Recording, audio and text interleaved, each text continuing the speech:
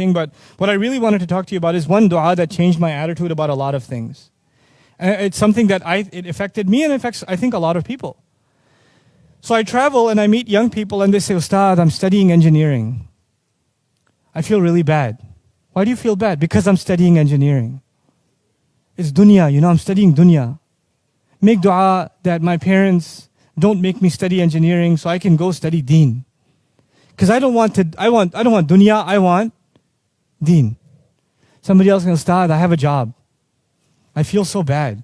Why do you feel bad? Because I'm an accountant. Well, okay, then you should feel bad. No, but anyway, but they'll say, because all I do is, I file the taxes for this company or do the books and this and that, and I spend 9 hours a day doing that, but I only spend 1 hour of day reading Quran, or I only spend a little bit of time in the masjid, but I spend most of my day working.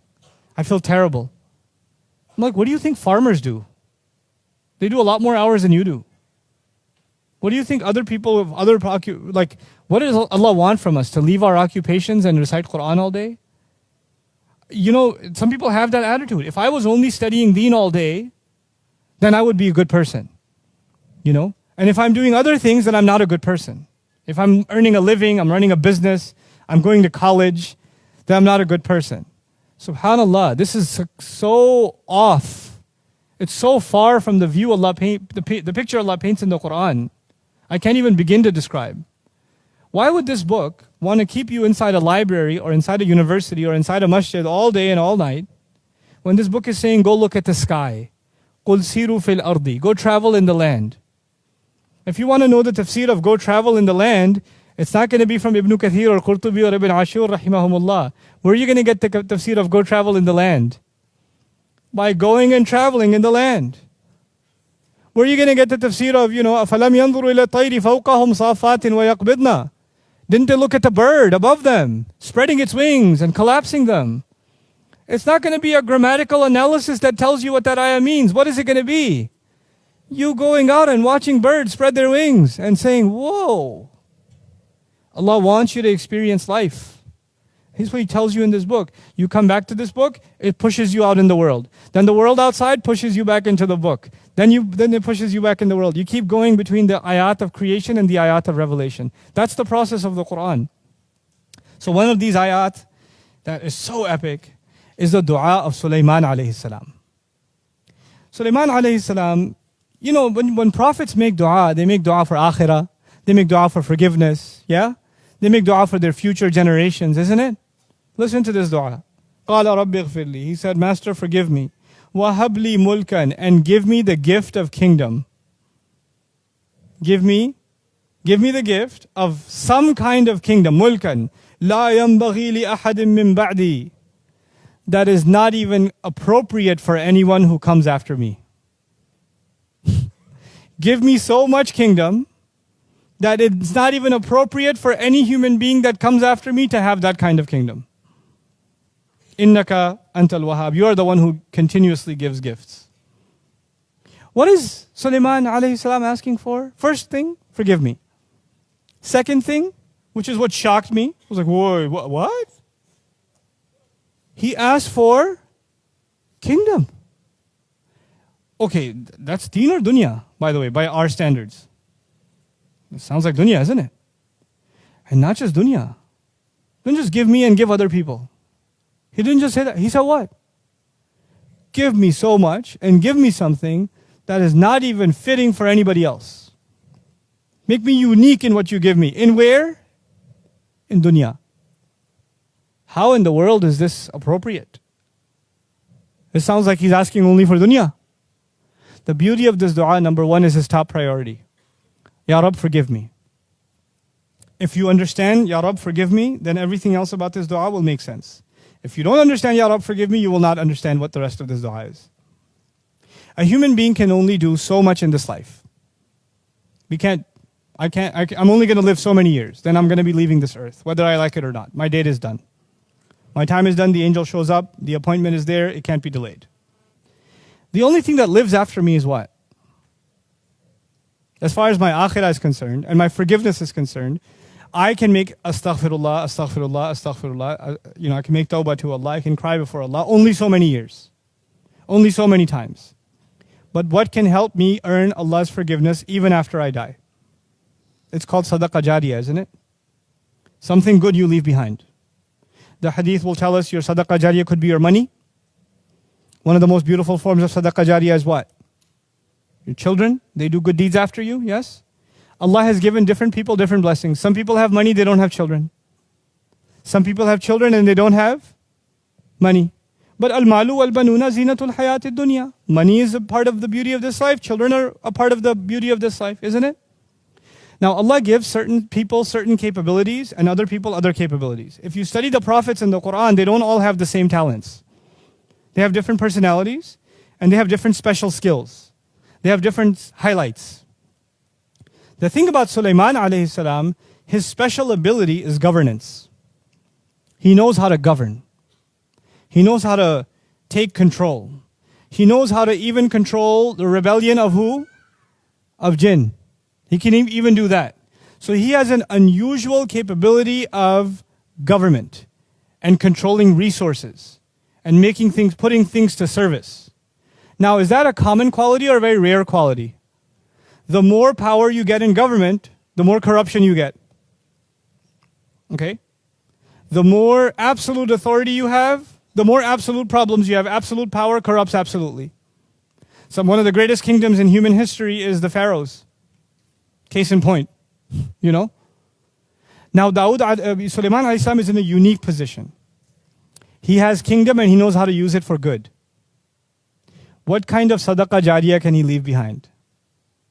Unmatched. He sees an opportunity for his akhirah to be reconciled by the talent that Allah has given him. And the talent Allah has given him is remarkable. He had an incredible, incredible kingdom, an incredible control, incredible stability in his land, over human beings and over jinn. So he says, Ya Allah, expand this territory for me. Give me kingdom above and beyond this, like you will never give to anybody else after me, because I know what Allah has given me. And by the way, you should understand something else about Sulaiman alayhi salam from the Quran's perspective. Sulaiman alayhi salam is the son of who? You know? Dawud alayhi salam. You should know something special about Dawud alayhi salam. There's a hadith about Dawud alayhi salam.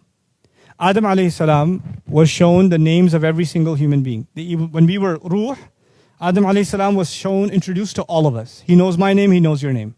وَعَلَّمَ آدَمَ الْأَسْمَاءَ كُلَّهَا ثُمَّ عَرَضَهُمْ. That's actually going back to the names of all individuals, which is amazing. Our Father knows all of us by name. It's not just we know His name, He knows our name too. And He knows our qualities too, because in Arabic, ism is also qualities. So He knows you and your personality. How many people are in front of Him? Adam alayhi salam? Unimaginable, yeah? And He picks out one of them. He says, who's that? That's your son Dawood. Give him 40 of my years. Make his life longer. Who did He pick out of all of them? You know what's amazing in the Quran? The word Khalifa only comes twice. It only comes for Adam and it comes for Dawood. That's it. It doesn't come for anybody else. Quran is answering the question that arises from that hadith. The hadith says that Adam alayhi salam did not pick Ibrahim alayhi salam, didn't pick Nuh alayhi salam, didn't pick Rasulullah sallallahu alayhi wasallam, didn't pick anybody else. He picked who? Dawood. Why? Because he sees something in him that he has in common. What is that? Allah has made Adam alayhi salam Khalifa on the earth. And Allah made Dawood alayhi salam Khalifa on the earth. Ya Dawudu inna ja'alnaka khalifatan fil ardi. Dawood alayhi salam is special. Now, Dawood alayhi salam himself is Khalifa, but who's his son? So Sulaiman alayhi salam is not just a prophet, he's also the son of a prophet, but a son of a special prophet. A prophet who was a Khalifa, a great ruler, a governor at the same time. And so his upbringing gives him knowledge of revelation, but also knowledge of how to live by that revelation, not only at the level of an individual and a family and a community, but at the level of entire governance. He's been brought up in that system. Even before, even as a child, he's been brought up in that system, right? And eventually Allah grants him prophethood. So he realizes the value of leaving a legacy behind. He's learned that from his father. And so he understands that he's going to die, but his legacy should live on. The legacy of good that he creates should live on. And Ya Allah, give me something that doesn't even, because he knows his children are not going to get it the same way he got it from his dad. لا ينبغي لأحد من بعدي.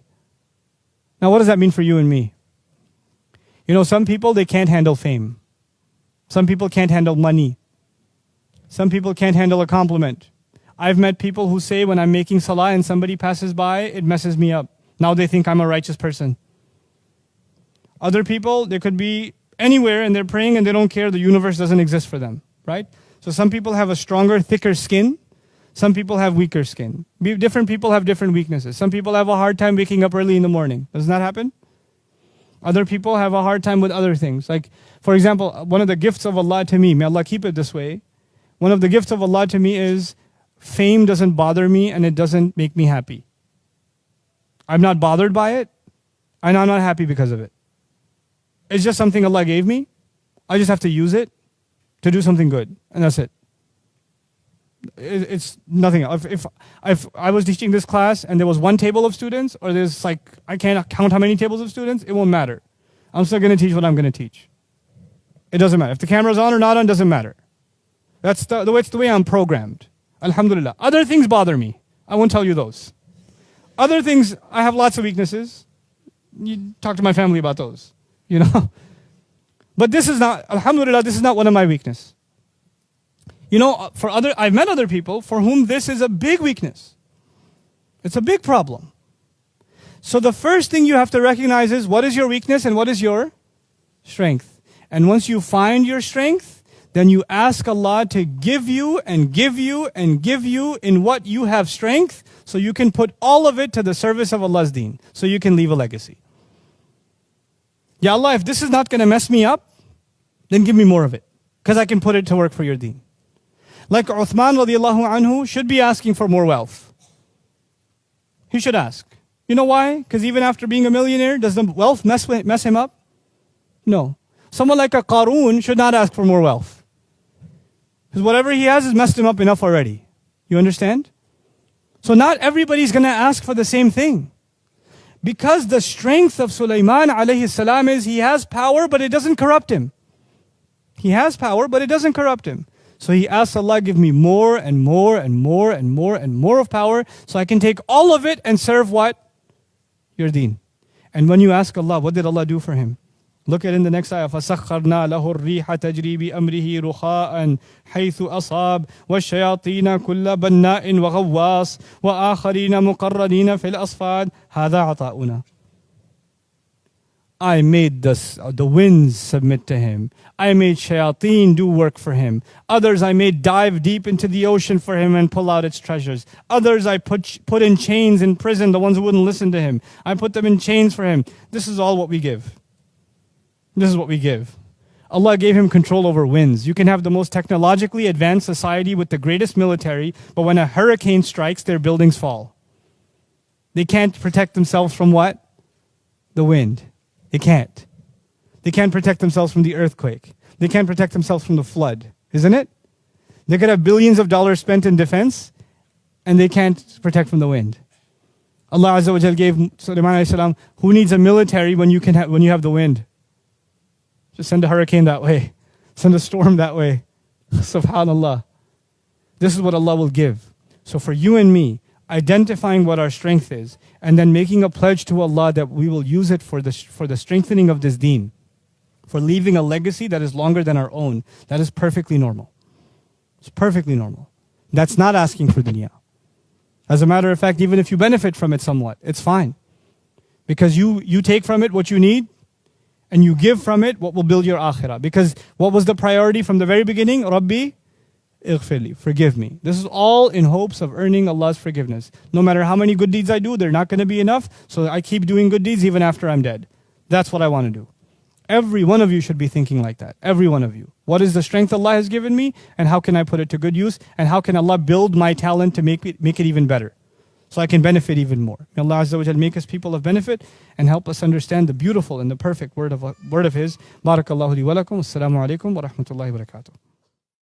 Thanks for watching, guys. I hope you benefited. I'd like to encourage you to actually embark on a comprehensive journey into the Quran. I've done a video translation and explanation of the entire Quran. It's called Quran Cover to Cover. I'd like you to check it on Al-Bayyinah TV. Just do a little bit of it every day, and before you know it, you'll have gone through the entire Quran in translation with me. Hope you can take part. Assalamu alaikum wa rahmatullah.